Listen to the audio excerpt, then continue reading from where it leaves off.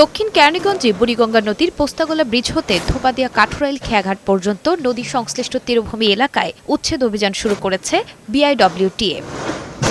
উচ্ছেদ অভিযানের প্রথম দিনে অভিযান চলে সাবেক বিদ্যুৎ প্রতিমন্ত্রী নসরুল হামিদ বিপুর অবৈধ স্থাপনায়। প্রায় 1.5 একর জমির উপর বাংলো বাড়ি ভেঙে দেওয়া হয়েছে। অভিযানে 3 তলা ভবন ও সীমানা প্রাচীরও ভেঙে দেওয়া হয়। এছাড়াও অবৈধভাবে তৈরি করা ডকইয়ার্ড, ফ্যাক্টরি, টিনশেড ঘর এবং গাছ কেটে ফেলা হয়েছে। এখানে এই স্থাপনাটি থাকার কারণে আমাদের ওয়াকওয়ে নির্মাণ কাজ সম্ভব নেই।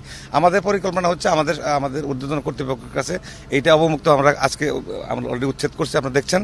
এই উচ্ছেদের পরবর্তীতে আমাদের ওয়াকওয়ে নির্মাণ করা হবে। বিআইডব্লিউটিএ কর্তৃপক্ষ বলছেন, সীমানা পিলার দেওয়া হলেও বিগত সরকারের সময় ক্ষমতাধর লোক থাকায় উচ্ছেদ অভিযান চালানো সম্ভব হয়নি। তবে বর্তমান সময়ে অবৈধ স্থাপনা উচ্ছেদে কঠোর অবস্থানে রয়েছে সরকার। তৎকালীন সরকার তাদের মধ্য দিয়ে কিন্তু উচ্ছেদ করা আসলে সম্ভব হয়নি।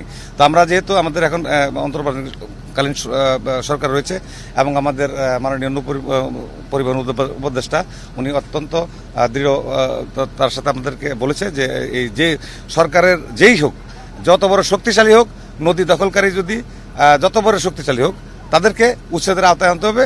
দক্ষিণ কেরানীগঞ্জের কাঠুরাইল নদী তীরবর্তী প্রায় 3 কিলোমিটার এলাকায় 30টি স্থাপনায় উচ্ছেদ চালাবে বিআইডব্লিউটিএ। নুসরাত শারমিন, বৈশাখী সংবাদ, ঢাকা।